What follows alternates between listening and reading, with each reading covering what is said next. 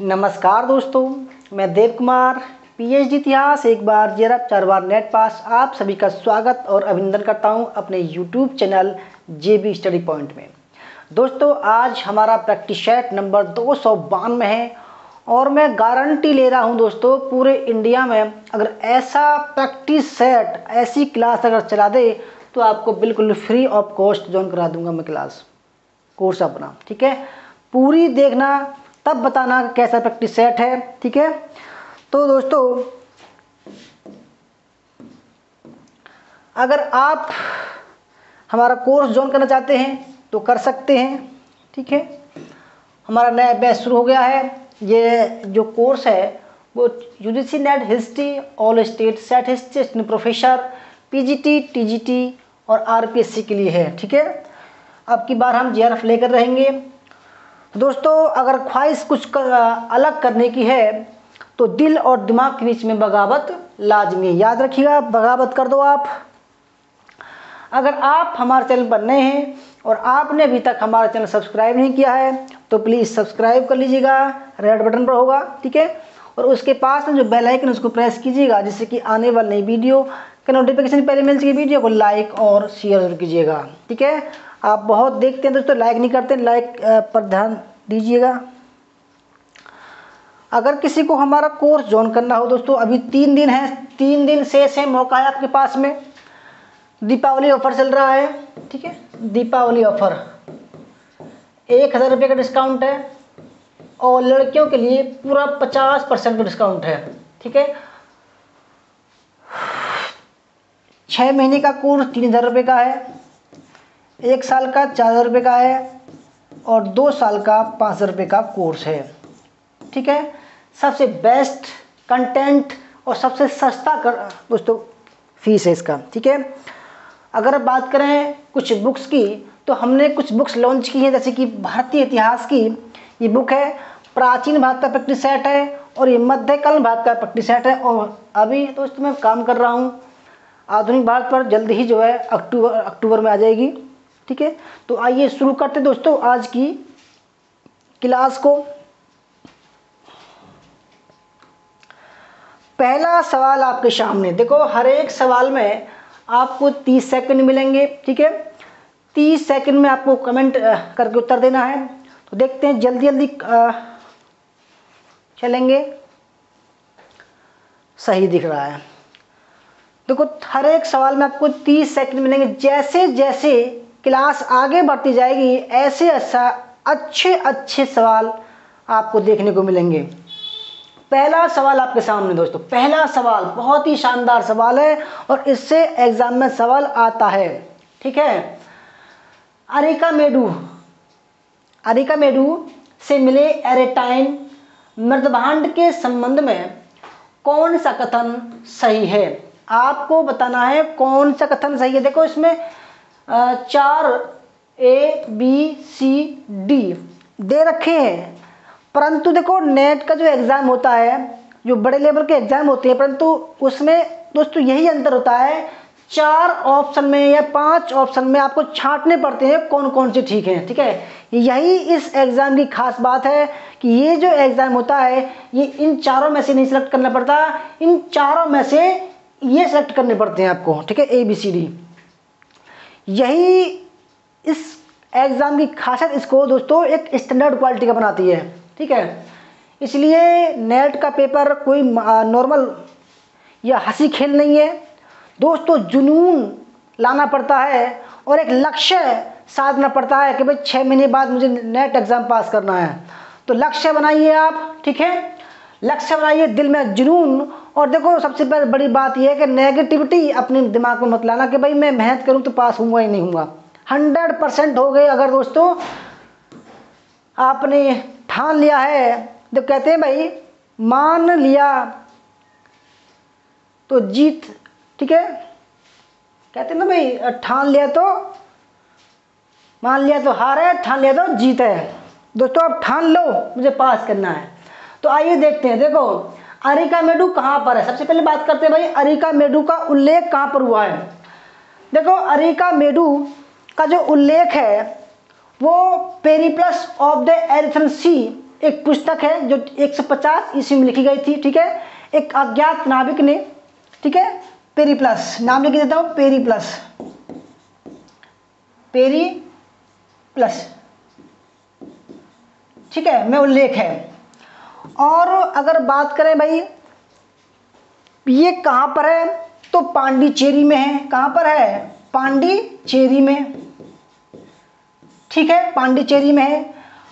और अगर बात करें भाई इसकी खोज कब हुई, तो 1940 में इसकी खुदाई, 1940 से 45 इसकी खुदाई हुई, ठीक है। किसने की, मार्टिमर व्हीलर ने की, ठीक है। अगर बात करें भाई इसका काल क्या था, काल मतलब ये जो अरिकामेडु है ये क्यों प्रसिद्ध है दोस्तों। जब इसमें खुदाई की गई तो बहुत सारे, देखो मैं आपको चित्र से बताऊंगा, देखो जब इसकी खुदाई की गई तो क्या क्या निकला, देखो इसमें सिक्के निकले, ठीक है, ये जार निकला जिसमें दोनों तरफ जो है हत्था लगा हुआ है, ठीक है, ये भी जो है आपका देखो ये जार देखो, ठीक है, ये जार है। और देखो इसका रंग देखो लाल कलर का है, ठीक है। इन्हीं चित्रों को देखकर आप सवाल को सही कर सकते हो। आप देखें भाई कहाँ पर ये पांडुचेरी, ये भारत का नक्शा दोस्तों, ठीक है, इसका नीचे तरफ है, ये पांडुचेरी यहाँ पर है। और ये जो है समुद्र की तरफ 4 किलोमीटर दूर है, ठीक है।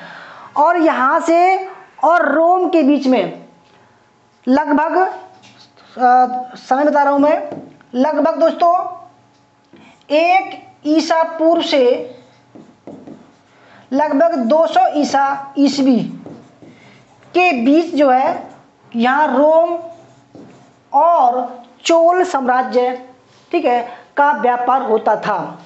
अगर बात करें भाई यहाँ क्या क्या मिला है, तो यहाँ पर दोस्तों एम्फोरा जार मिला है, एम्फोरा जार, ठीक है, एम्फोरा जार, बर्तन, मृदभांड, ठीक है। और क्या मिला है,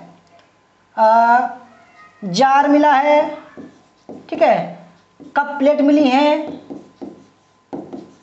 ठीक है, गिलास मिला है, अगस्टस के सिक्के मिले हैं, टाइबेरियम के सिक्के मिले हैं सोने के, और रोमन बस्ती मिली है। क्या मिला है, रोमन बस्ती, जिससे पता चलता है कि भाई यहाँ के लोग जो है रोम के लोग यहाँ पर बस्ती में रहते थे ताकि यहाँ से सोरा, कपड़ा, है ना, मसाले वगैरह रोम भेज सकें, ठीक है दोस्तों। ये काफ़ी है इतना। अब देखते हैं, देखो यह काले, गुलाबी तथा भूरे रंग के हैं। देखो मैंने बताया आपको चित्र सहित कि जो मुख्य रूप से पाए गए हैं वो केवल इस कलर के पाए गए हैं। ये कैसा कलर है, ये लाल कलर है और चमकीला है ये लाल कलर, ठीक है। तो देखो यह काले गलत, गुलाबी ठीक है, परंतु भूरे रंग के नहीं थे। तो देखो इस हिसाब से गलत हो जाएगा क्योंकि लाल रंग के चमकीले मृदभांड थे वो। दूसरा, इसके प्रमुख पात्र प्याले बिल्कुल ठीक है, तस्तरियाँ बिल्कुल ठीक है, जिनके ऊपर कोई अलंकरण नहीं था। देखो ये ऐसे पाए गए हैं, इनके ऊपर कोई अलंकृत चित्रकारी नहीं थी, ठीक है, दूसरा ठीक है। तीसरा, इन बर्तनों का निर्माण 20 से 50 ईस्वी के बीच भूमध्य सागरीय प्रदेशों में किया गया था, बिल्कुल ठीक है, क्योंकि वहां पर क्या थी, रोमन बस्ती थी, ठीक है। चौथा, व्यापारियों द्वारा मृदभांड दक्षिण भारत में लाए गए थे, बिल्कुल ठीक है, क्योंकि देखो जो पांडिचेरी वो कहाँ है, हमारे दक्षिण भारत के दक्षिण भारत में है। तो इस हिसाब से कौन सा ठीक हो जाएगा, बी ठीक है, सी ठीक है और डी ठीक है। ऑप्शन नंबर इसका डी राइट आंसर हो जाएगा। दोस्तों आप एक सवाल तो इसमें से सही कर सकते हो, ठीक है। दूसरा सवाल, प्रयाग प्रशस्ति का कोट्टर स्थान। भाई प्रयाग प्रशस्ति का कोटर स्थान अधोलिखित किस स्थान से समीकृत किया गया? बहुत ही बढ़िया सवाल है। ठीक है दोस्तों, बहुत ही बढ़िया सवाल है, बहुत ही टकाटक सवाल है ये।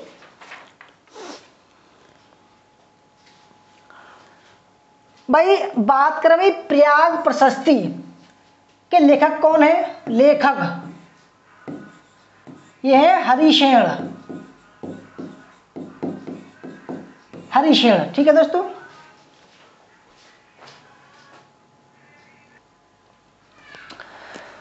तो दोस्तों ठीक है, लेखक कौन है और किसने इसको निर्गत करवाया था? निर्गत तो तिलक भट्ट ने करवाया था। ठीक है, तिलक भट्ट। ये दोनों कौन थे? महाभंडारक थे। ठीक है, अगर बात करें भाषा कौन सी है इसकी? भाषा तो संस्कृत भाषा है। अगर शैली की बात करें, शैली कौन सी है? तो चंपू शैली है, गद्य और पद्य। अगर लिपि की बात करें, ठीक है, तो इसकी जो लिपि है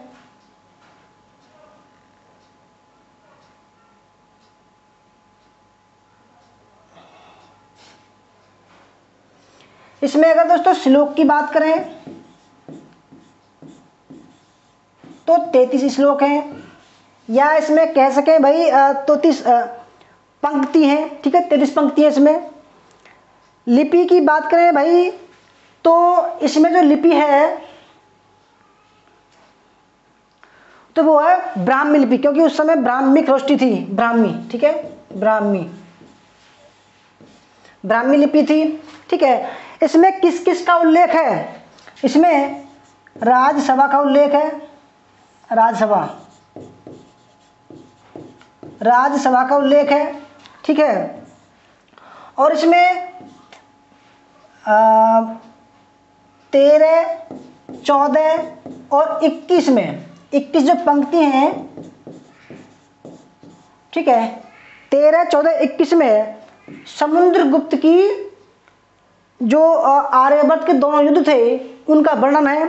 ठीक है, मैं आर्यभट्ट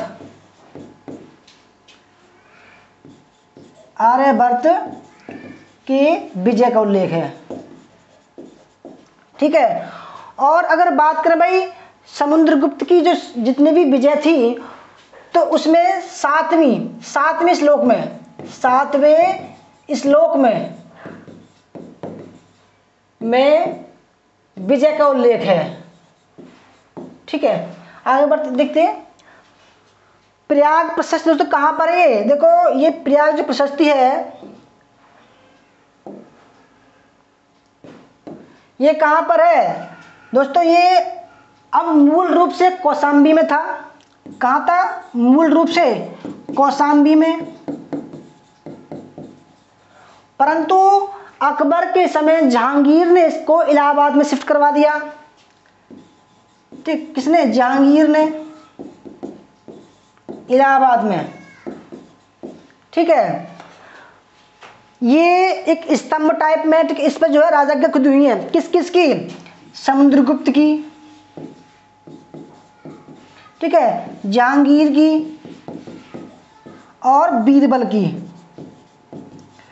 इन दोनों की फारसी में है, फारसी भाषा में है, और समुद्रगुप्त की है संस्कृत भाषा में। ठीक है, अगर बात करें भाई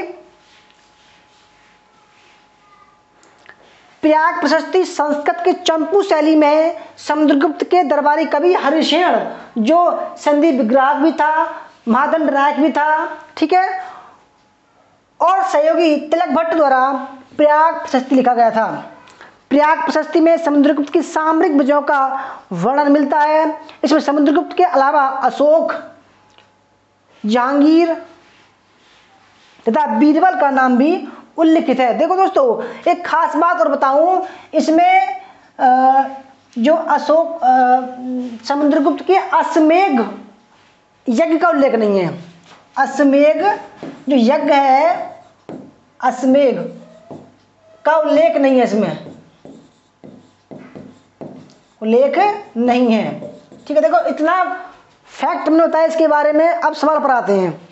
सवाल फिर कहोगे आप तो थ्योरी पढ़ा रहा हूं मैं। प्रयाग प्रशस्ति का कोटर स्थान, कोटर जो स्थान है दोस्तों वो कहां पर है? पहले देखते भी इसका राजा कौन था। तो राजा जो था इसका वो था स्वामी दत्त। कौन था? स्वामी दत्त। और ये कहां पर था दोस्तों? ये उड़ीसा के गंजाम जिले में था। ठीक है, तो आप देखते हैं कौन सा कोटर स्थान जो है कौन सा मिलता है। विशाखापट्टनम का दक्षिणी समुद्र तटवर्ती क्षेत्र, गलत बात है, पहला गलत। दूसरा, उत्तरी अर्काड जनपद में स्थित कोटेलूर, गलत बात है, क्योंकि दोस्तों अर्काड कहाँ है? कर्नाटक में है। आंध्र प्रदेश के नेल्लोर जिले में स्थित पलक्कड़, ये भी गलत है। चौथा, उड़ीसा का गंजाम जिला, बिल्कुल ठीक है। एरणपल आंध्र प्रदेश स्थित हो। एरणपल का जो राजा था दमन, ठीक है, ये भी गलत है। तो इस हिसाब से केवल इसका डी राइट आंसर हो जाएगा। ठीक है, आगे बढ़ते हैं क्वेश्चन नंबर 3 पर।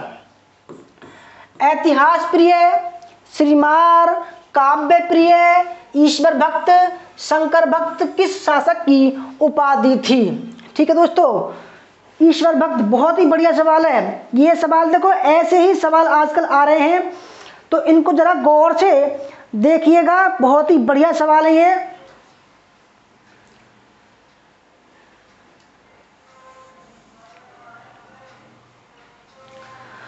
देखो सबसे पहले बात करें भाई कि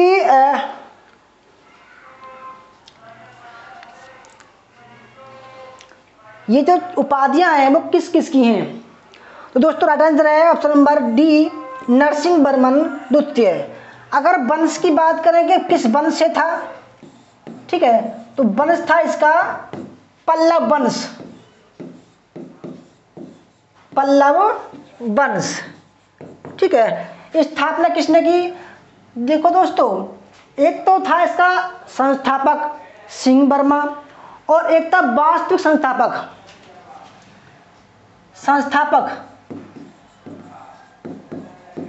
सिंह वर्मा। ठीक, कौन था? सिंह वर्मा। अगर वास्तविक संस्थापक की बात करें, वास्तविक, तो था सिंह विष्णु।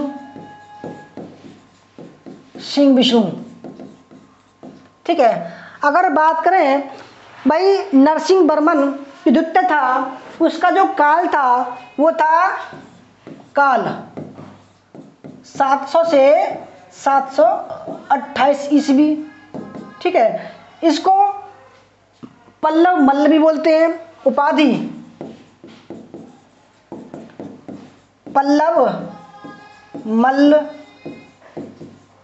ठीक है, और इसी के काल में चालुक्य, पल्लव संघर्ष समाप्त हुआ। ये भी सवाल आता है। ठीक है, और अगर बात करें भाई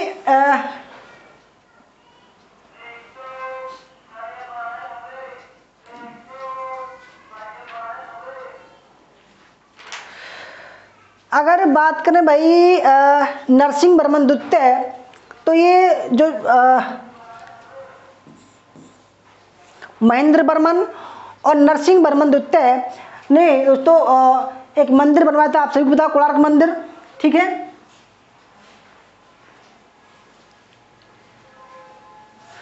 तो इसके बारे में इतने ठीक है। तो ऑप्शन नंबर डी, ये दक्षिण भारत का सबसे शक्तिशाली राज्य है, नरसिंह वर्मन था। ठीक है दोस्तों, आगे बढ़ते हैं क्वेश्चन नंबर 4 पर।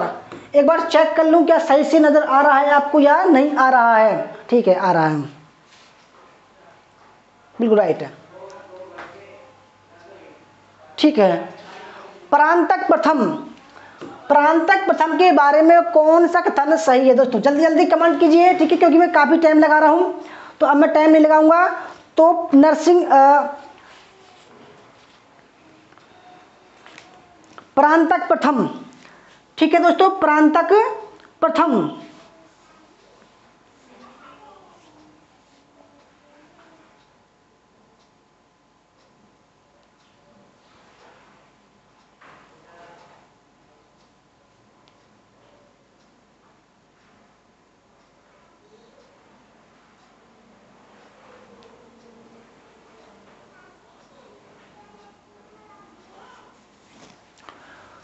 देखो परांतक प्रथम की बात करें तो ये किस वंश का था भाई? ये चोल वंश का था, जो दूसरी बार सत्ता में आया, ठीक है। इसका कौन था? विजयालय संस्थापक था, विजयालय, ठीक है। अगर बात करें भाई परांतक प्रथम की, तो परांतक प्रथम का जो काल था 907 से लेकर 955 ईस्वी था, ठीक है। अगर बात करें इसकी उपाधि की, तो भाई मद्रकोंड,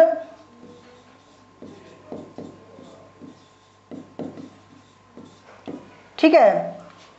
और आप एक बार देखते रहो दोस्तों, ठीक है, बहुत ही बढ़िया सवाल है ये।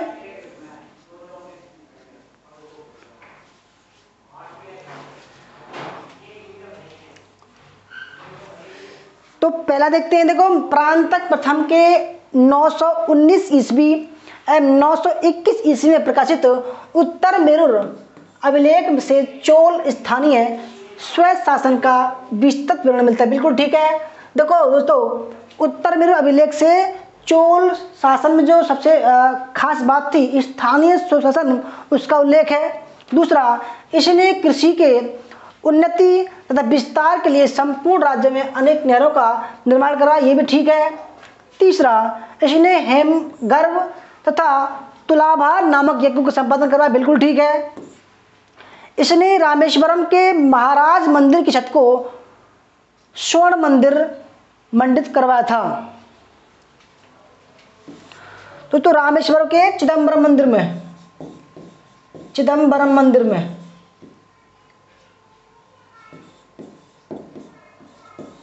को क्या करवाया इसने? छत को सोने से मंडित करवाया, ये गलत है। संस्कृत के प्रसिद्ध विद्वान वेंकट माधव इसके समकालीन थे। देखो जो वेंकट माधव थे वो ऋग्वेद के भाष्यकार थे, ऋग्वेद के भाष्यकार थे,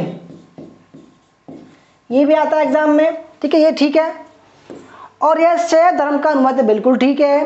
तो इस हिसाब से A B D E F, A B D नहीं, डी गलत है, तो इस हिसाब से D D D, A option इसका राइट आंसर हो जाएगा, ठीक है।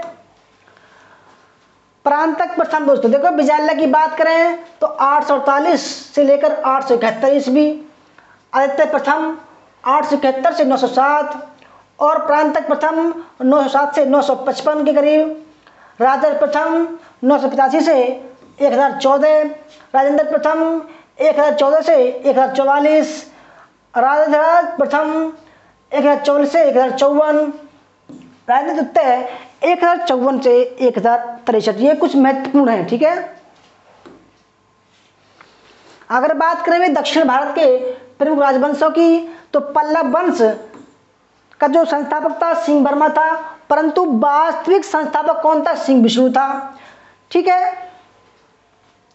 और चालुक्य वंश कल्याणी के तैलभ द्वितीय, चालुक्य वंश बैंगी के विष्णुवर्धन, होसल वंश के विष्णुवर्धन, ठीक है। गंग वंश के दिग्गिद या माधव फर्स्ट। अगर राष्ट्रकूट वंश की बात करें तो दंती दुर्ग। अगर चालुक्य वंश वातापी की बात करें तो जयसिंह। यादव वंश की बात करें तो भिल्लभ पंचम। कदम वंश की बात करें तो मयूर शर्मन। अगर चोल वंश की बात करें तो विजयालय, ठीक है। बहुत ही बढ़िया दोस्तों, एक एग्जाम में आपका सवाल आएगा। क्वेश्चन नंबर 5, सारनाथ स्तंभ के संबंध में कौन सा कथन सही। देखो सवाल में टाइम इसलिए लग रहा है कि मैं इसकी व्याख्या अच्छी तरीके से कर रहा हूं, ठीक है। देखो हमारे कोर्स में क्या क्या है, थ्योरी है, थ्योरी बिल्कुल ऐसी थ्योरी पढ़ाऊंगा जैसे आप अपनी किताब में पढ़ते हो, ठीक है। थ्योरी की पीडीएफ पढ़ने को मिलेंगी, प्रैक्टिस सेट की व्याख्या सहित इसकी पीडीएफ भी पढ़ने को मिलेंगी आपको, ठीक है। डेली प्रैक्टिस 100 सवालों का टेस्ट लेता हूं मैं डेली, और 50 सवालों का पेपर फर्स्ट लेता हूं मैं। दोस्तों इतना कंटेंट मिलेगा आपको कि आपने कभी सोचा भी नहीं होगा। इतना सस्ता फीस और इतना अच्छा कंटेंट पूरे इंडिया में, मैं गारंटी ले रहा हूं दोस्तों, पूरे इंडिया में कोई नहीं पढ़ा सकता। इतना खतरनाक कोर्स, ठीक है, और इतने सस्ते में। दीपावली ऑफर है, अभी हमारे सभी कोर्स में 1000 रुपये की छूट है। जल्दी 25 अक्टूबर तक का समय है आपके साथ में, 25 अक्टूबर तक समय है, ठीक है। और लड़कियों के लिए 50% का डिस्काउंट है 6 महीने कोर्स में। सारनाथ स्तंभ के संबंध में कौन सा कथन सही है। देखो सबसे पहले बात करते हैं सारनाथ स्तंभ कहां पर है। ये वाराणसी के पास में है सारनाथ, ठीक है। किसने लगवाया, अशोक ने, ठीक है। सांची और सारनाथ,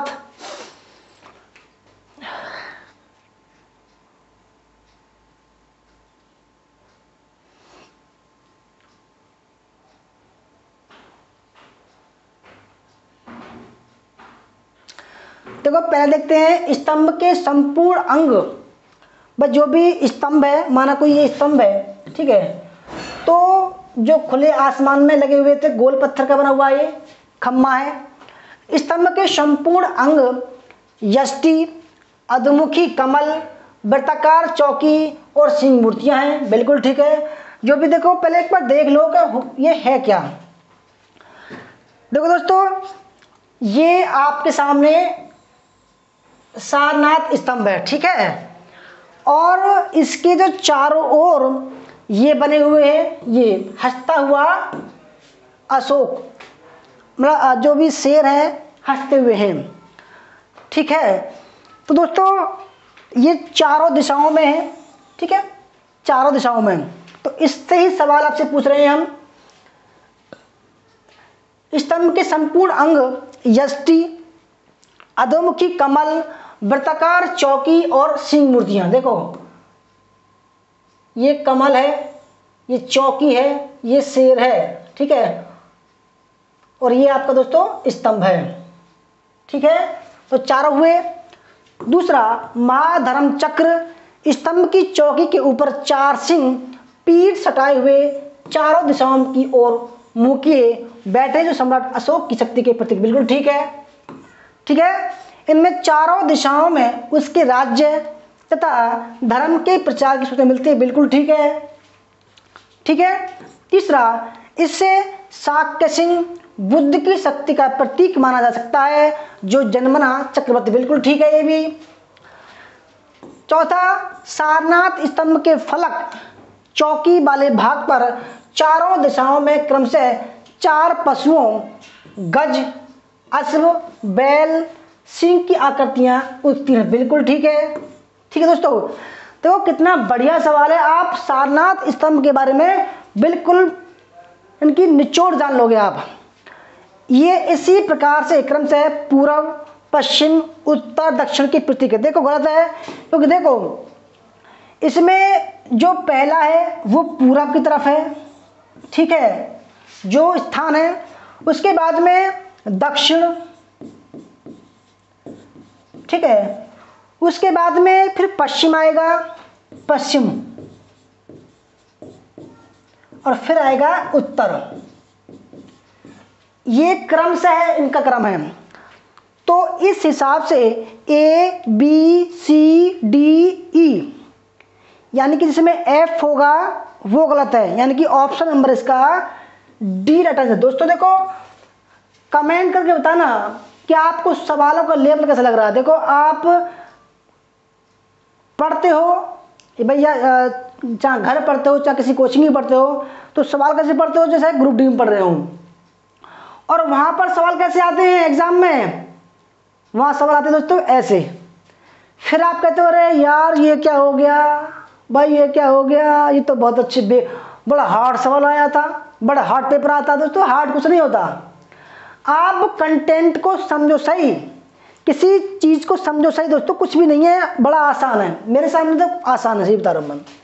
क्वेश्चन नंबर 6, गुप्तकालीन प्रशासन से संबंधित कौन सा कथन सही है? गुप्तकालीन प्रशासन, गुप्तकालीन प्रशासन, भाई अगर गुप्तों की बात करें तो संस्थापक कौन था दोस्तों? संस्थापक कौन थे? श्रीगुप्त थे, श्रीगुप्त। और देखो श्रीगुप्त कब हुए? 280 ईस्वी में हुए। कभी आप कहने लगोगे 319 में, ठीक है। ये संस्थापक थे। अगर वास्तविक संस्थापक की बात करें तो कौन थे? चंद्रगुप्त प्रथम थे, चंद्रगुप्त प्रथम 319 से, ठीक है। और कब तक? 335 तक। इनके बाद में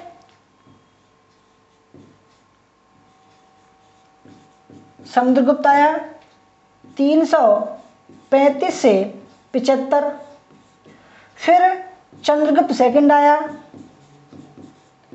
375 से 1415 ईस्वी, ठीक है। तो भाई उस समय एक हमारे देश में जो केंद्रीय सत्ता थी उसमें बड़ा बदलाव आया, ठीक है। क्योंकि देखो मौर्य साम्राज्य के बाद में जब मौर्योत्तर काल आया तो देश की जो केंद्रीकरण शक्ति थी वो उसका विनाश हो गया था, परंतु गुप्तों ने उसको दोबारा जो है ठीक किया।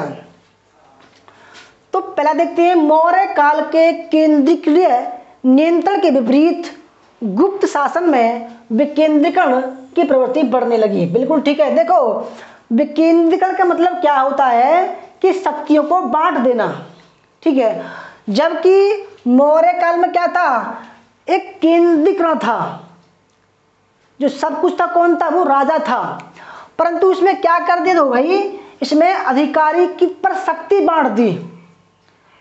जैसे कि भाई जिलाधिकारी होता है ना, और तहसीलदार होता है। तो इस तरीके से इसमें विकेंद्रीकरण की तरह जो है शक्ति का हस्तांतरण कर दिया। एक ठीक है। दूसरा, गुप्त काल में प्रारंभ में अधिकारियों को नकद वेतन मिलता था गुप्त काल में, परंतु बाद में क्या हुआ? भूमि दान की प्रथा भी चल पड़ी, जिससे क्या हुआ? सामंतवाद का उदय हुआ। दूसरा ठीक है। तीसरा, सातवाहन काल में भूमि अनुदान ब्राह्मणों व पुरोहितों को ही दिया जाता था, किंतु गुप्त काल के अंत में प्रशासनिक अधिकारियों को भी भूमि अनुदान दिया जाने लगा। बिल्कुल ठीक है। देखो अगर बात करें सातवाहन काल की तो सातकर्णी गौतमी पुत्र सातकर्णी की जो पत्नी थी उसका नाम था, क्या नाम था? नागनिका। नागनिका। उसका एक अभिलेख है नाना घाट अभिलेख, नाना घाट अभिलेख। भाई जो देख रहे हैं सबका स्वागत है, अभिनंदन है, ध्यान से समझना, ठीक है। सातकर्णी प्रथम की पत्नी का नाम था नागनिका और उसका एक अभिलेख था नाना घाट अभिलेख। उसमें क्या है? भूमि अनुदान का सबसे पहले उल्लेख मिलता है, ठीक है। अगर बात करें भाई प्रशासनिक अधिकारियों को भी भूमि अनुदान दिया जाने लगा गुप्त के अंत में, गुप्तोत्तर बाद काल में। तो बाणभट्ट की हरचरित्र में अधिकारियों को भी क्या? भूमि अनुदान दिए जाने लगा। बिल्कुल ठीक है। चौथा, 6वीं शताब्दी के आते आते कुमारमात्य जैसे अधिकारी भी सम्राट की अनुमति से भूमि दान करने लगे। देखो ये गलत है, क्योंकि जो कुमारमात्य होते हैं भाई उनके पास में अधिकार नहीं था, ठीक है। शक्ति थी परंतु ये अधिकार नहीं था कि भूमि दान दे सके, क्योंकि भाई भूमि दान उनको खुद मिलता था। पांचवा, भूमि पर राजस्व के साथ साथ प्रशासनिक व न्यायिक अधिकार भी दान ग्रहीता को दे दिए जाते थे, जिससे विकेंद्रीकरण व सामंतवाद को बढ़ावा मिला। बिल्कुल ठीक है। देखो भाई, मैंने कहा था ना कि शक्ति का हस्तांतरण हो गया और धीरे धीरे जो अधिकारी थे वो दोस्तों शक्तिशाली हो गए। ठीक है, तो प्रशासनिक अधिकार और न्यायिक अधिकार भी दान ग्रहीता को, यानी कि जो भी भूमि दान प्राप्त करता था उसको प्राप्त हो गए, और वो क्या हुआ, बड़े बड़े जमींदार हो गए, और यहां से दोस्तों फ्यूडल सिस्टम शुरू हो गया। ठीक है, सामंत अपनी भूमि के वास्तविक स्वामी बन गए। बिल्कुल ठीक है, क्योंकि वो अनुवांशिक हो गए वो। तो कौन सा गलत है, केवल डी गलत है। जहां डी हो मार दो उसको। तो देखो A B C E F, option number इसका बी राइट आंसर है। देखो अगर ऐसे ही पढ़ोगे भाई आपका जीआरएफ दूर नहीं है, मैं बता रहा हूँ 100% बता रहा हूँ। अगर ऐसे पढ़ोगे तो आपका जीआरएफ दूर नहीं है फिर। ठीक है, क्वेश्चन नंबर 7, क्या पूरी स्क्रीन पर आ रहा है, तो चेक कर लूँ। देखो दोस्तों मैं बताऊँ, हमारा पास में मैं केवल अकेला हूँ, क्लास भी बनाता हूँ, आपकी क्लास तैयार भी करता हूँ, वीडियो रिकॉर्ड भी करता हूँ। ठीक है, दिक्कत ये है बस। तो क्वेश्चन नंबर 7, आर.सी. मजूमदार के अनुसार कश्मीर राज्य के संबंध में निम्न में से कौन सा सही है। कश्मीर राज्य, देखो दोस्तों कश्मीर राज्य की बात करें तो उसमें मुख्य रूप से 3 जो है वो, पहला अगर बात करें पहले की तो कारकोट वंश, मुख्य रूप से 3 थे, लोहार वंश और तीसरा था आपका उत्पल वंश। उत्पल वंश, ठीक है, ये 3 प्रमुख थे। तो 939 ईस्वी में उत्पल वंश के पतन के बाद ब्राह्मणों ने प्रभाकर के पुत्र यशस्कर को राजा चुना था। दोस्तों देखो, जब लोहार वंश का पतन हो गया, ठीक है, तो ब्राह्मणों की एक सभा हुई कि भाई अब राजा हम किसको बनाएं। ठीक है, तो क्या हुआ, ब्राह्मणों की सभा ने 939 ईस्वी में प्रभाकर के पुत्र यशस्कर को जो है अपना राजा चुन लिया। ठीक है, और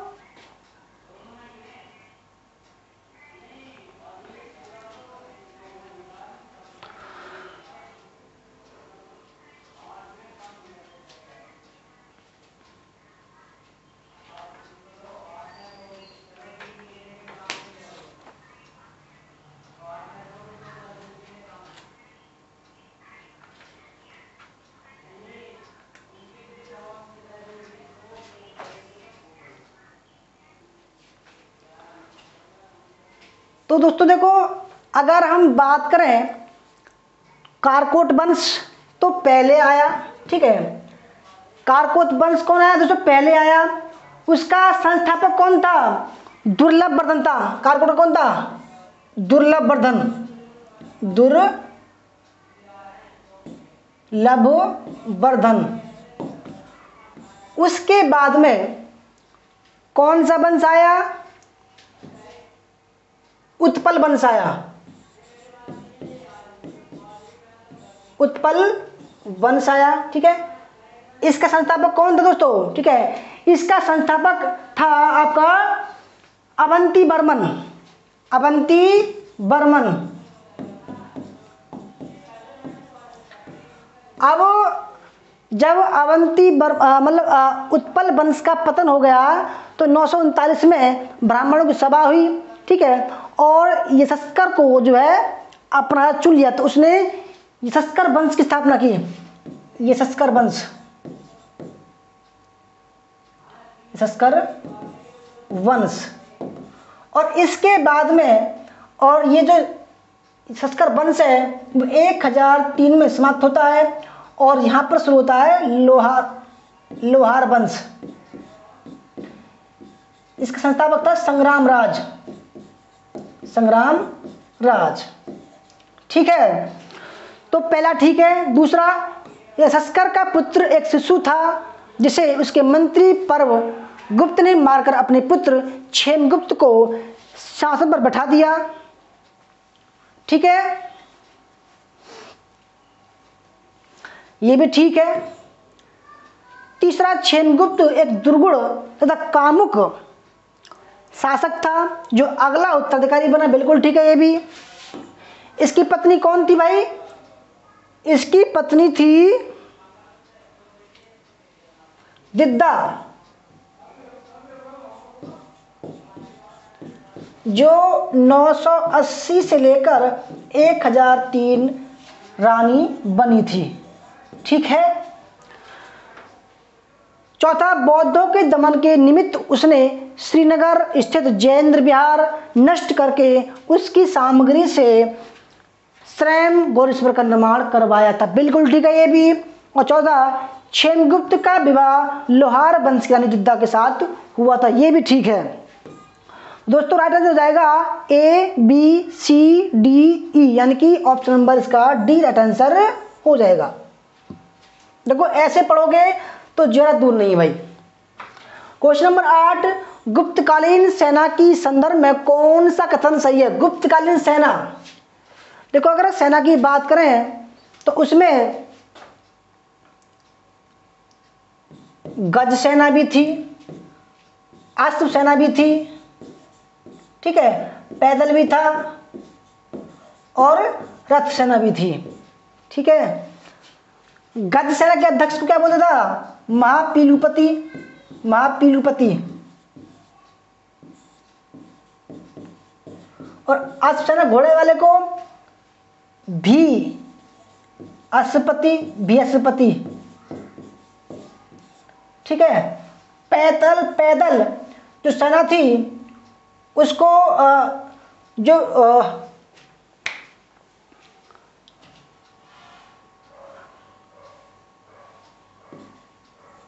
पैदल सैनिक थे। ठीक है। तो पहले देखते हैं सेना का सर्वोच्च अधिकारी महाबलाधिकृत कहलाता था। बिल्कुल ठीक है। ठीक है। इसको ही महादंड नायक बोलते थे, महादंड नायक। ठीक है। इसको ही संधि विग्राहक बोलते थे, संधि विग्राहक। और कौन था समुद्रगुप्त के समय? हरिशेन था। ये कई बार आ चुका है एग्जाम में, हरिशेन और तिलक भट्ट। दूसरा, सेना के 4 अंग पैदल सेना, रथ सेना, अश्वरोही और गज सेना। बिल्कुल ठीक है, जैसे मैंने बताया अभी आपको। तीसरा, गज सेना का प्रधान महापीलुपति तथा अश्व सेना का जो अध्यक्ष था वो भट्टास्पति था। कौन था? भट्टास्पति। पैदल सेना की छोटी टुकड़ी को चाट तथा साधारण सैनिक को चमूए कहा जाता था। ये गलत है, क्योंकि देखो जो पैदल सेना की जो छोटी टुकड़ी थी उसको बोला गया है चमूए, और साधारण सैनिक का को बोला गया है चाट। ठीक है। 5वां, सेना के साजो सामान की देखरेख करने वाला अधिकारी रणभंडागारिक कहलाता था। बिल्कुल ठीक है। रथों का महत्व समाप्त हो गया, व घोड़ों का महत्व बढ़ गया। बिल्कुल ठीक है। तो इस हिसाब से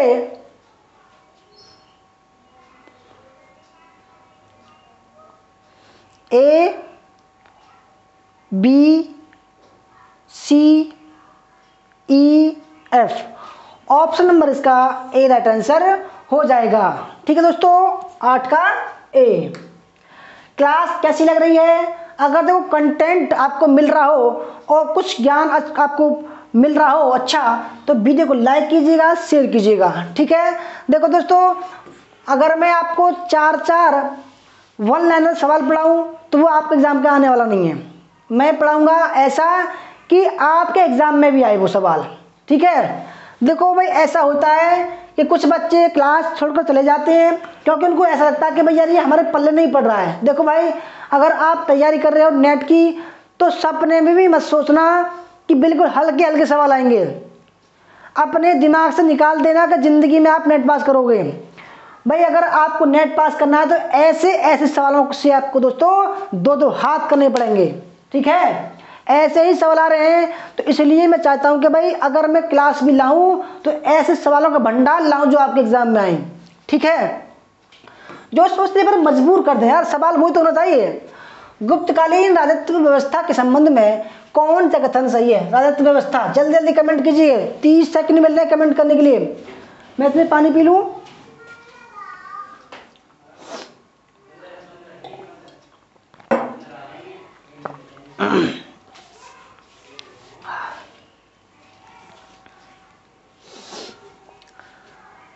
गुप्तकालीन राजस्व व्यवस्था यानी कि जो भी टैक्स था वो सरकार लेती थी भूमि से, राजस्व व्यवस्था उसका।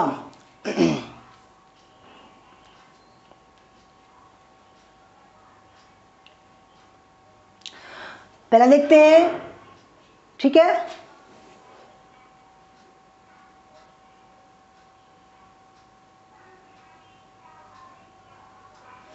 पहला, भूपति कृषकों व उनकी स्त्रियों से बेगार भी ले सकता था। बेगार को बिस्टी कहा जाता था, जिसका उल्लेख गुप्त अभिलेखों में मिलता है।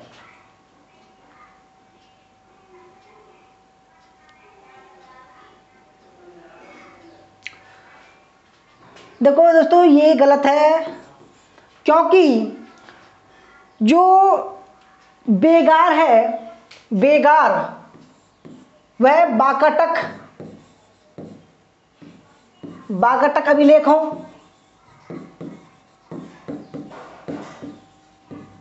और कामसूत्र मिलता है, गुप्तों में नहीं मिलता, गुप्त अभिलेखों में नहीं मिलता, ठीक है। याद रखिएगा, गुप्तों के अभिलेखों में बिस्ती और बेगार का उल्लेख नहीं मिलता। दूसरा, बड़िकों व शिल्पियों को भी बिस्ती देनी पड़ती थी, बिल्कुल ठीक है। देखो जो शिल्पी वगैरह थे वो चाहे वो 15 दिन चाहे 1 महीना शिल्प बेगार देते थे वो, ठीक है। बिना पगार के काम करना, बिना पगार के काम करना बेगार करता था, ठीक है, याद रखिएगा। तीसरा, राजस्व का एक अन्य स्रोत भूमि रत्न, गड़ा हुआ गुप्त धन, खान नमक इत्यादि थे, बिल्कुल ठीक है, ठीक है। क्योंकि जो ऐसे धन था उस पर राजा का अधिकार था। तीसरा और चौथा, अगर गुप्त खजाना दान दी हुई भूमि में से निकले तो इस धन पर दान ग्रहीता का अधिकार माना जाता था, बिल्कुल ठीक है। पांचवा, भूमिदान के साथ गांव से उत्पन्न होने वाली आय भी ग्रहीता को सौंप दी जाती थी। भाई जो भी भूमिदान था, अभी मैंने पढ़ाया आपको पिछले सवाल में कि जो दान मिलता था भूमिदान, उसमें प्रशासनिक अधिकार और न्यायिक अधिकार दोनों को हस्तांतरण कर दिया जाता था। अतः सामंती व्यवस्था में राष्ट्र पर केंद्रीय नियंत्रण कमजोर होता जा रहा था। एफ, कुटुंबिन स्वतंत्र किसान एवं कीनास बटाई पर कृषि करने वाले किसान थे, बिल्कुल ठीक है भाई। जब इसका एक गलत है बाकी सब ठीक है, तो इसका हो जाएगा ऑप्शन नंबर डी। कमेंट करके बताइएगा भाई कैसी क्लास लग रही है। देखो भाई, आपका एक लाइक हमारा उत्साह बढ़ाएगा, ठीक है। अगर आप कोर्स ज्वाइन कर लोगे तो भाई सोने पर सुहागा होगा। दीपावली ऊपर चल रहा है, ऐसे में कर लो ज्वाइन, फायदा उठा लो, फिर बाद में पछताओगे भाई। क्योंकि देखो भाई, कंटेंट जो है ना, जो आयोग बढ़ा रहा है, और मुझे दोस्तों ऐसा सुनाई में आ रहा है कि नेगेटिव मार्किंग आने वाली है। फिर देखो आप कैसे करोगे पास, है ना। 10वां सवाल, प्राचीन भारतीय इतिहास के अभिलेखों के बारे में असत्य कथन का चुनाव कीजिए, ठीक है। तो जल्दी जल्दी कमेंट कीजिए आप, 30 सेकंड आपको मिल रहे हैं कमेंट करने के लिए। पहले आप कीजिए, फिर दोस्तों मेरी बारी आएगी। कौन सा कथन असत्य कथन है, गलत कौन सा है?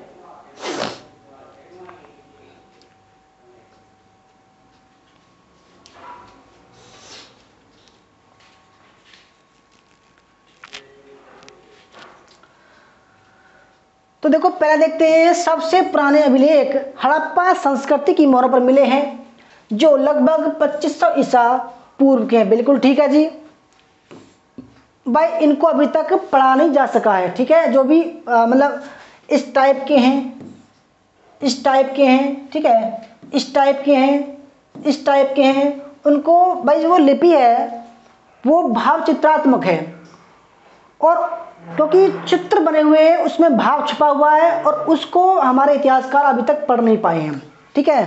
दूसरा, सबसे पुराने अभिलेख जो पढ़े जा चुके हैं ईसा पूर्व 3री शताब्दी के हैं अशोक के, बिल्कुल ठीक है भाई। भाई अशोक के अभिलेखों को सबसे पहले किसने पढ़ा? जेम्स प्रिंसेप ने पढ़ा। कब पढ़ा? 1837 में पढ़ा, ठीक है। तीसरा, अशोक के अभिलेखों को सर्वप्रथम पढ़ने में 1863 में जेम्स प्रिंसेप ने सफलता प्राप्त की। भाई गलत बात है, देखो अभी मैंने बताया आपको 1863 नहीं 1837 में, तो इसलिए तीसरा गलत हो जाएगा। चौथा, अशोक के 2 अभिलेख, एक मेरठ से और दूसरा टोपरा हरियाणा से तुगलक शासक ठोस तुगलक ने दिल्ली मंगवाए थे, बिल्कुल ठीक है। जिनको दोस्तों कैपिस्टन की मदद से, कैपिस्टन की मदद से लाए गए थे, ठीक है, एक ही बार में। और इसका जो उल्लेख है कैपिस्टन का सीरत ए फिरोजशाही में है, सीरत ए फिरोजशाही में है इसका उल्लेख। ये सवाल बता रहा हूँ दोस्तों मैं, ठीक है, जिनको अशोक की लाट, ठीक है, और भीम की लाट भी बोला गया है, ठीक है। तो कौन सा गलत है? ऑप्शन नंबर सी गलत है। आगे बढ़ते हैं, क्वेश्चन नंबर 11, श्रेणियों के संबंध में कौन सा सही है? भाई देखो मुझे ऐसा प्रतीत हो रहा है कि भाई क्लास देखने वालों की संख्या घट रही है, कोई बात नहीं भाई। देखो मैं तो एक बात मानता हूं कि अगर देखो जो ऐसे सवालों से मुकाबला नहीं करेगा वो कभी नेट पास नहीं कर सकता। बुरा लग रहा होगा आपको, सामना कीजिए डटकर दोस्तों, कदम सफलता आपको कदम चूमेगी, क्योंकि भाई ऐसे ही सवाल आपके एग्जाम में आ रहे हैं, ठीक है। श्रेणियां का मतलब क्या है? श्रेणियां जैसे कि वस्त्र के जो शिल्पकार हैं, वस्त्र बनाने वाले हैं, ठीक है, लोहा बनाने वाले हैं, तांबा बनाने वाले हैं, सोना बनाने वाले हैं, चांदी का भूषण बनाने वाले हैं, ठीक है, या कोई शिल्पकार हैं, ये मूर्तिकार हैं, तो इनके जो लोग थे, जो काम करने वाले थे, इन्होंने एक तो क्या बनाया? श्रेणी, यानी कि एक संगठन बनाया था, इसका नाम था श्रेणी, ठीक है। और श्रेणी का अध्यक्ष कौन था? ज्येष्ठक था, ठीक है। श्रेणी का अध्यक्ष कौन था? ज्येष्ठक था, ज्येष्ठक, ठीक है। तो श्रेणियां तो थी प्राचीन काल में, बैंकों का भी काम करते थे क्योंकि इनके पास में धन था, ठीक है, और ये उस धन को अपने व्यापार में लगाते थे। अगर जो भी पैसा बचता था वह ब्याज पर भी देने का काम करती थी, बिल्कुल ठीक है, ठीक है।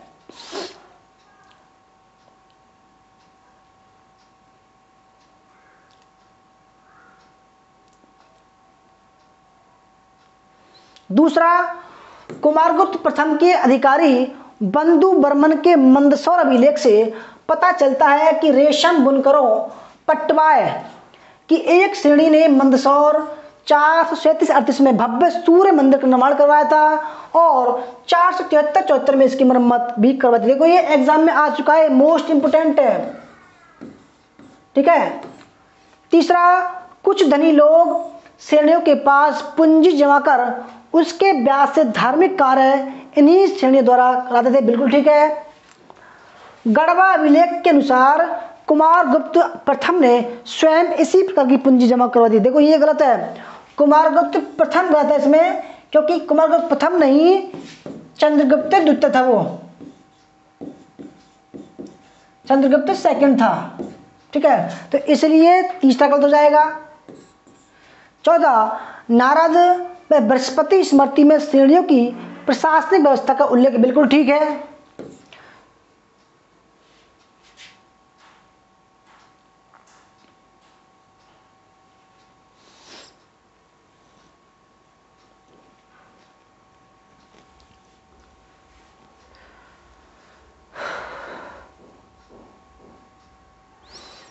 पांचवा, तक्षशिला, विदिशा व कौशाम्बी नगर की श्रेणी अपने सिक्के जारी करती थी। बिल्कुल ठीक है। तो इस हिसाब से 11वें सवाल का right answer option number A right answer हो जाएगा, ए बी डी ई। ठीक है, कितना बढ़िया सवाल है। देखो एग्जाम में ऐसे ही सवाल आ रहे हैं आजकल। क्वेश्चन नंबर 12, निम्न में से कौन सा कथन सही नहीं है, आपको बताना है। जल्दी जल्दी कमेंट कीजिए, 30 सेकंड का आपको समय कमेंट करने की, 30 सेकंड का, 30 सेकंड का दोस्तों आपको समय है कमेंट करने के लिए। देखो समय लग रहा है, मैं भी जानता हूं समय लग रहा है, ठीक है, मगर कंटेंट भी तो मिल रहा है आपको। भाई ऐसे ही सवाल अगर करोगे तो बहुत जल्दी दोस्तों वो दिन दूर नहीं, आपका जेआरएफ आपके हाथ में होगा। संपर्क कर सकते हो आप हमसे दोस्तों, ठीक है, 8218345167। आपको ऐसा ही कंटेंट मिलेगा, डेली टेस्ट होगा, थ्योरी क्लास चलेंगी आपकी।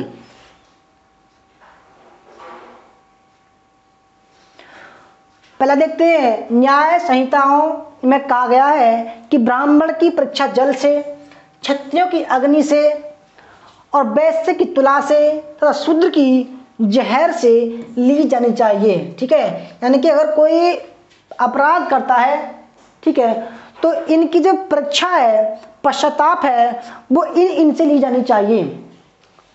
भाई आदमी को जहर दोगे मर जाएगा ठीक है, तो देखो ये गलत है, क्योंकि ब्राह्मण की जो परीक्षा थी वो तुला से, ठीक है, क्षत्रियों की अग्नि से, ये ठीक है, और वैश्य की जल से, ठीक है, और शूद्र की जहर से, विष से। तो देखो इसमें आधा ठीक है आधा गलत है, यानी कि पूरा ये ऑप्शन गलत हो जाएगा। दूसरा, कातरन के अनुसार मुकदमे में अभियुक्त के विरुद्ध गवाही समान जाति का व्यक्ति ही दे सकता था,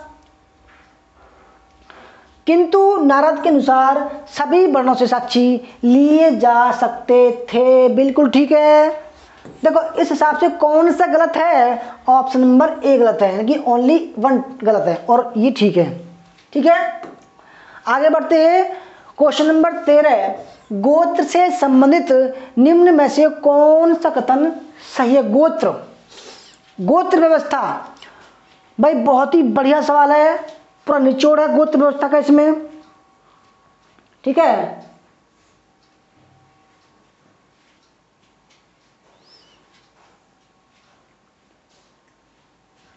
बढ़िया सवाल एकदम यार, कमाल का सवाल है ये। गोत्र व्यवस्था, आप जानते होंगे सभी गोत्र क्या होता है। ठीक है, जहां से जिस यानी कि जो भी जातियां हैं सभी की एक भाई आदि पुरुष हैं, पूर्वज हैं, और जिन्होंने जहाँ से जिनकी उत्पत्ति हुई उनको गोत्र बोला गया है। किसी की उत्पत्ति सूरज से हुई है, सूर्य गोत्र हो गया उनका, आगे चलकर चंद्र गोत्र हो गया। ठीक है, तो इस तरीके से गोत्र बनते गए।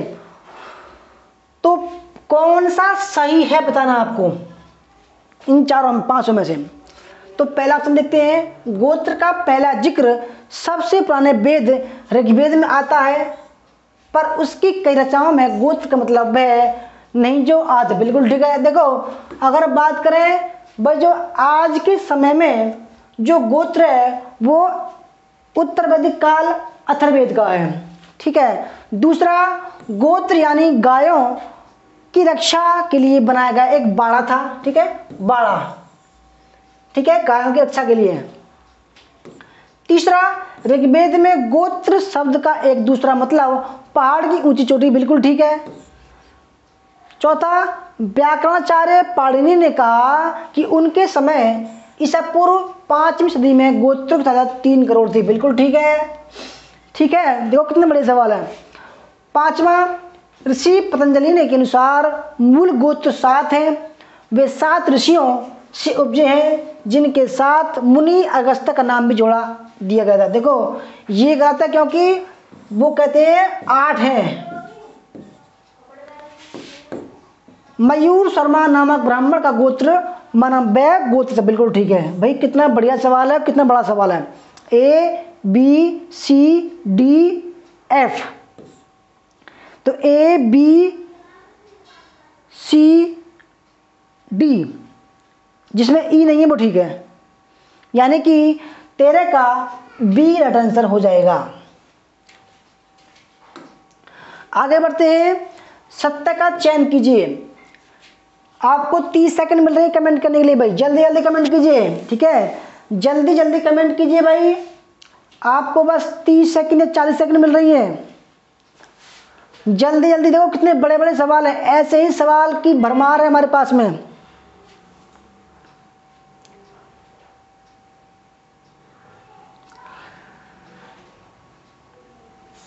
क्या साफ दिखाई दे रहा है? क्योंकि ये छोटा, कुछ छोटा दिखाई दे रहा होगा आपको, बिल्कुल ठीक है।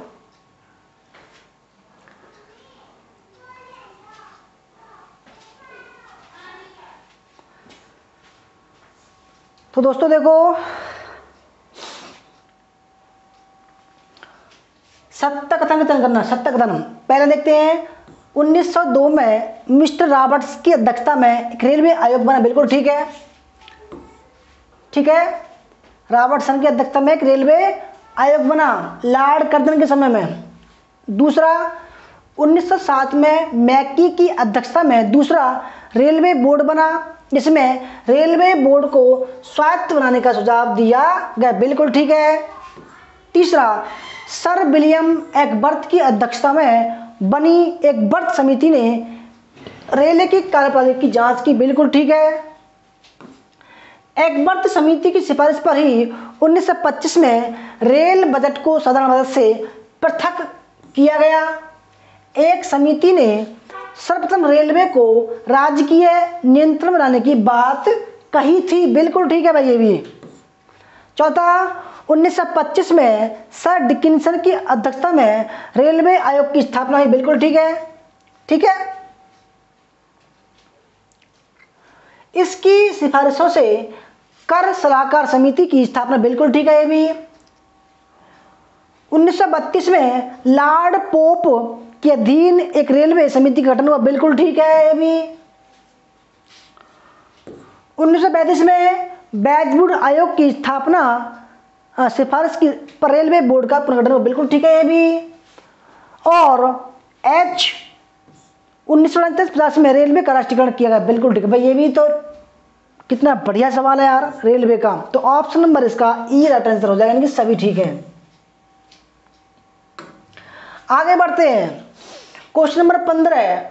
पत्नी को ठीक रास्ते पर लाने के लिए, अगर पत्नी भाई गलत चलती है, उसको ठीक करने के लिए, ठीक रास्ते पर लाने के लिए पति उसे रस्सी या बांस से मार सकता है। किसने कहा? मनुस्मृति, मत्स्य पुराण, मेधातिथि, नारद स्मृति। 30 सेकंड कमेंट करने के लिए भाई, 30 सेकंड।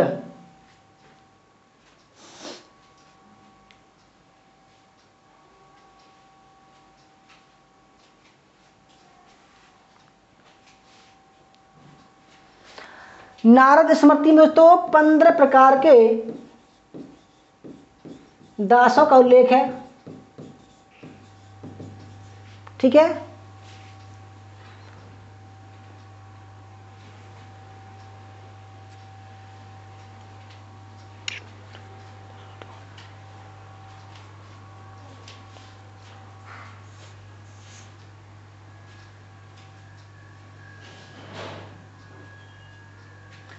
अगर बात करें मत्स्य पुराण की, तो इसमें सातवाहन वंश की वंशावलियां हैं के बारे में जानकारी मिलती है, ठीक है। सातवाहन वंश के बारे में जानकारी प्राप्त होती है। मनुस्मृति एक विधि शास्त्र दोस्तों, जो मनु ने लिखा, किसके समय में? पुष्यमित्र शुंग के समय में, ठीक है। मनुस्मृति का टीका मेधातिथि ने लिखी थी। तो देखो इसमें जो पति उसे रस्सी पर या बांस से मार सकता है, किसमें है? मनुस्मृति और मत्स्य पुराण में है, यानी कि 1 और 2। ऑप्शन नंबर इसका डी राइट आंसर हो जाएगा, ठीक है। Question number 16। क्वेश्चन नंबर 16 आपके सामने है। 15 सेकंड का समय आपको कमेंट करने के लिए, जल्दी जल्दी कमेंट कीजिए। और देखो कितने बढ़िया बढ़िया सवालों से आपको रूबरू करा रहा हूँ आज मैं। बस देखो, हंसते रहो, खिलखिलाते रहो, मुस्कुराते रहो, ठीक है।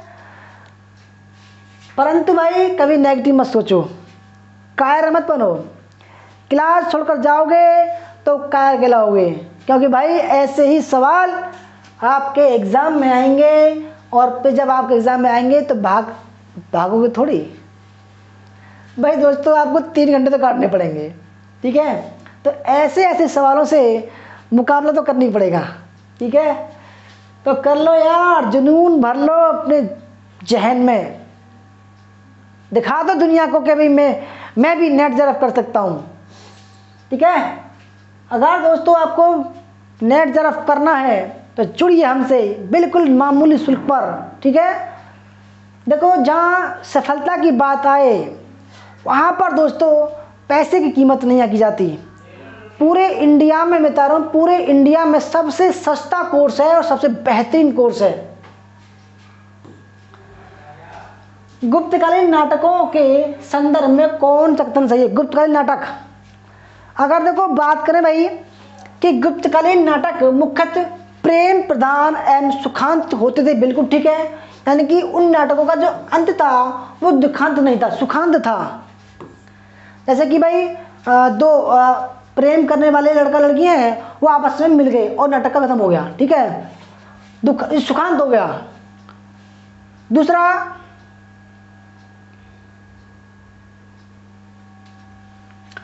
गुप्तकालीन नाटकों की एक प्रमुख विशेषता यह है कि उच्च सामाजिक स्तर के पात्र, जो भी अभिनय करने वाले पात्र थे नाटक में, वो संस्कृत बोलते थे, ठीक है, कोई डाउट नहीं है, एग्जाम में आ चुका है। जबकि निम्न सामाजिक स्तर के पात्र स्त्रियां प्राकृत यानी कि आम बोलचाल की भाषा बोलती थी, बिल्कुल ठीक है ये भी। तीसरा, इस समय कि अलंकृत संस्कृत को समाज के अन्य वर्गों के लोग समझ सकते थे, क्योंकि तत्कालीन बोलचाल की भाषा प्राकृत थी। देखो, अन्य वर्ग के लोग नहीं समझ सकते, केवल उच्च वर्ग के लोग समझ सकते, क्योंकि भाई जो संस्कृत थी उसका अध्ययन केवल उच्च वर्ग के लोग ही कर सकते थे। भाई जिसने संस्कृत का अध्ययन नहीं किया वो समझेगा क्या? तो तीसरा गलत हो जाएगा। तो इस हिसाब से option number A right answer हो जाएगा। अगर बात करें भाई क्वेश्चन नंबर 17 की, तो गलत का चयन करना है आपको और 30 सेकंड में आपको कमेंट करना है, ठीक है। 30 सेकंड में आपको कमेंट करना है, जल्दी जल्दी कमेंट कीजिए, टाइम थोड़ा ज़्यादा हो रहा है। 1 घंटा 7 मिनट की क्लास हो चुकी है दोस्तों अभी तक, ठीक है। सवाल का भंडार भैया से में हमारी 3 बुक हैं, चौथी बुक भी आने वाली है, अक्टूबर में आ जाएगी पक्का। तो जल्दी जल्दी कमेंट कीजिए।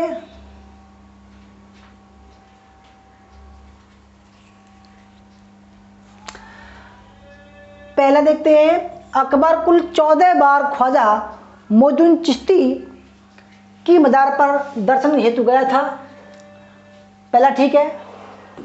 दूसरा, 1580 ईस्वी में ख्वाजा साहब की बरसी के अवसर पर वह स्वयं न जाकर अपने पुत्र दानियाल को भेजा था, बिल्कुल ठीक है।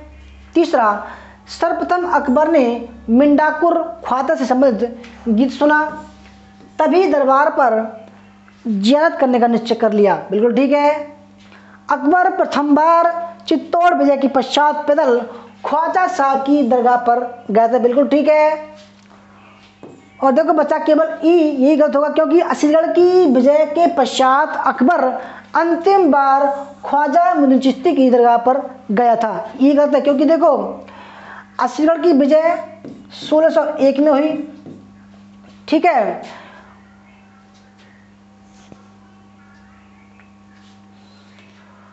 और असीरगढ़ का दोस्तों जो किला था, ठीक है दोस्तों, असीरगढ़ का जो किला था वो अहमदनगर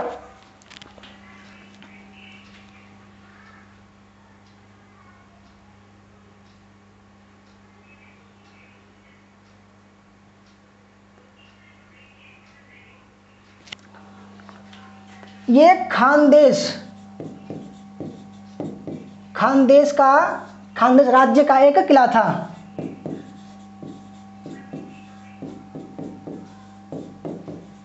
ठीक है, इस किला का जो शासक था वो कौन था? मीरन बहादुर।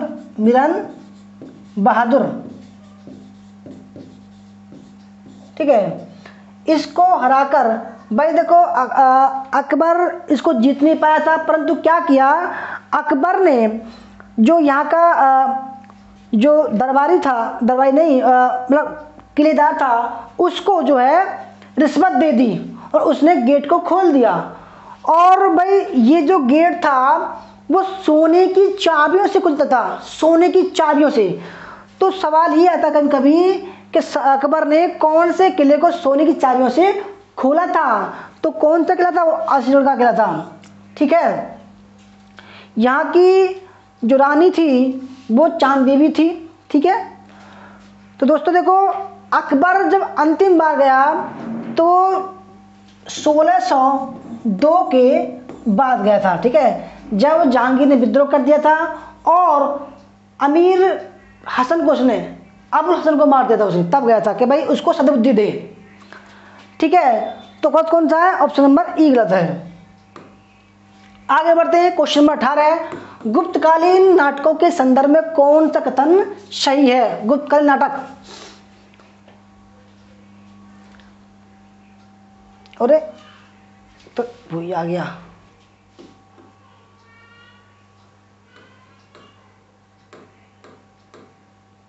ओहो,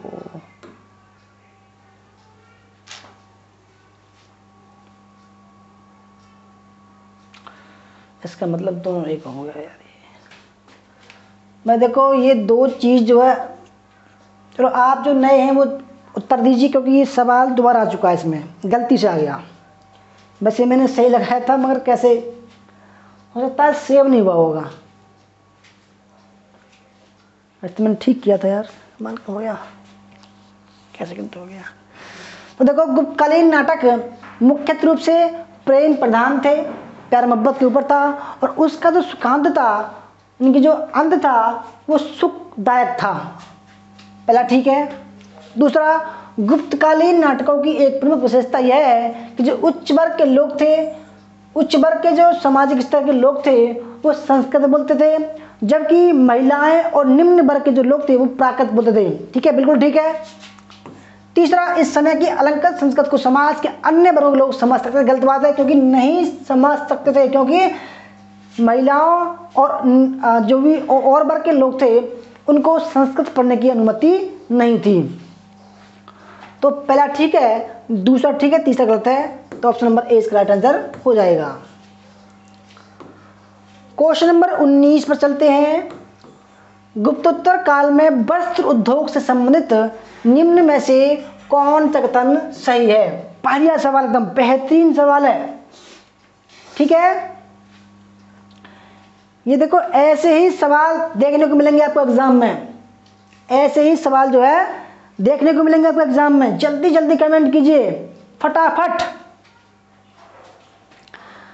देखो दोस्तों, इनकी पीडीएफ भी हम ऐप में अपलोड करते हैं। ठीक है, ऐप में अपलोड करते हैं, अगर किसी को पीडीएफ चाहिए तो ले सकते हैं।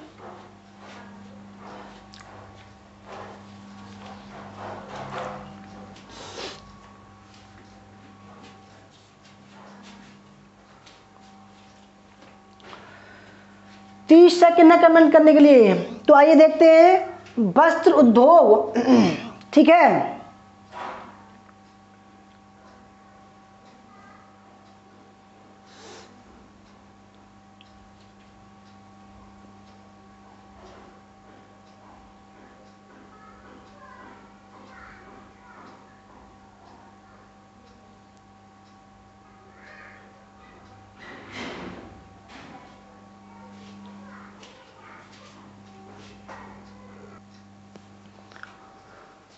दोस्तों देखो वस्त्र उद्योग जो है विकसित अवस्था में था, बिल्कुल ठीक है, गुप्तोत्तर काल में। पहला ठीक है। दूसरा, मानसोल्लास के अनुसार 12वीं शताब्दी में मुल्तान, अनिलबाड़ व कलिंग वस्त्र उद्योग के प्रमुख केंद्र थे, बिल्कुल ठीक है। अपरांत मालवा, काशी, बंगाल, मुद्रा भी वस्त्र उद्योग के प्रमुख केंद्र। बिल्कुल ठीक है। तीसरा, वाराणसी के बने कपड़े बरोज के नाम से विख्यात थे, खंबात के बने कपड़े खबायत नाम के विख्यात। देखो गलत है ये, क्योंकि वाराणसी नहीं, बड़ौच या बेरीगादा के जो कपड़े थे उनको क्या बोला गया है? बरोच बोला गया है, बरोज। और खंबात के जो कपड़े थे उनको खबायत बोला गया है। ठीक है। चौथा, हेनसांग ने कश्मीर के सफ़ेद लिनन का उल्लेख किया। बिल्कुल ठीक है। जब हेनसांग आता है तो वो कहता है कि कश्मीर का जो सफ़ेद लिनन है वो विश्व प्रसिद्ध है। चौथा, पांचवा, पौधों के रेशों से बना हुआ कपड़ा दुकुल कहलाता था। बिल्कुल ठीक है। इसके बाद शांति देव के शिक्षा समुच्चय में रेशम के बने अनेक वस्त्रों का उल्लेख किया गया, जैसे कि लाला तुज, अशुक, चीनानसुख। ये गलत है, क्योंकि दोस्तों बाण भट्ट के हरिश्चरित्र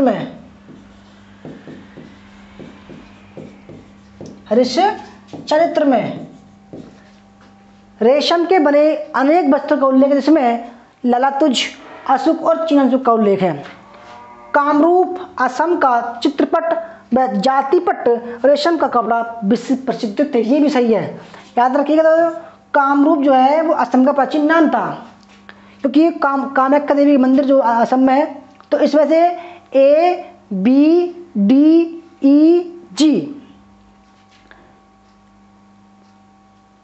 इसका ऑप्शन नंबर ए आंसर हो जाएगा। भाई कितने बढ़िया बढ़िया सवाल है, बताओ। क्वेश्चन नंबर 20, गलत का चयन कीजिए। भाई आपको 30 सेकंड मिल रहे हैं, 40 सेकंड मिल रहे हैं कमेंट करने के लिए। जल्दी जल्दी कमेंट कीजिए, बहुत ही बढ़िया सवाल है। ऐसे ही सवाल दोस्तों रूब्रिक कराऊंगा मैं आपको एग्जाम तक।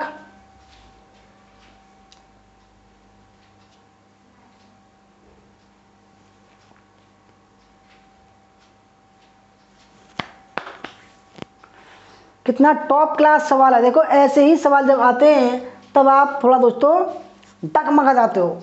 डगमगना नहीं है यार, हमारी क्लास में जब अगर हमारे क्लास देखोगे तो डगमगाओगे नहीं बिल्कुल भी, क्योंकि भाई देखो थोड़ा सा टाइम मैं लेता हूँ, परंतु अगर सवाल में ना मजा आए तब कहना मुझसे।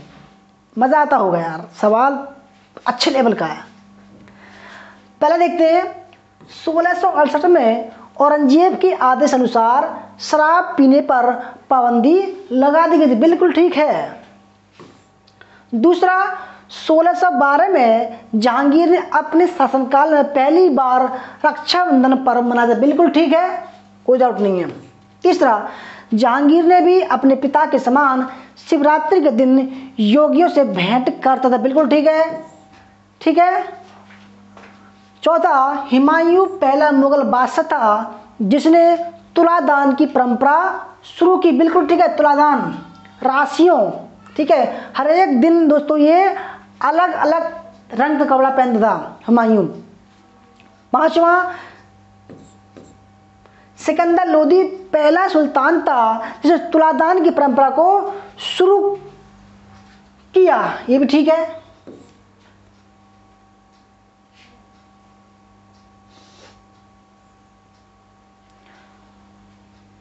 अकबर ने जहान इलाही विभाग संगठित किया था, वह विभाग तीर्थ यात्री संबंधित। बिल्कुल ठीक है, ये भी जहान इलाही।